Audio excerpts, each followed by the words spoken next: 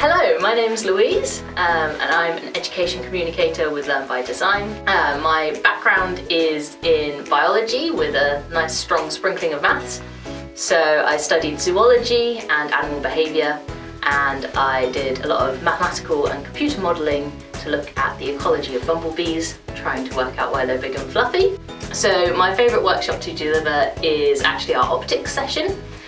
So there's a lot of things within it that link very strongly to sort of physics, but there's also a lot of biology involved in it as well, because we look at how we see as humans and also how animals see as well.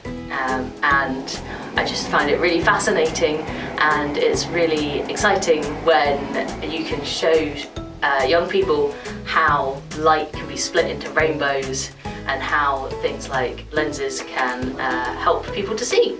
My favourite thing about working with Learn is how when we go into a classroom, students get so excited about doing something that's completely different to normal. So instead of their normal maths lesson or whatever, they're doing something very hands-on and very exciting. We can help young people to learn without realising that they're learning. So particularly, for example, with our robots, even though it might just seem that they're spending an hour just playing with these really cool robots, they're actually having a secret maths lesson.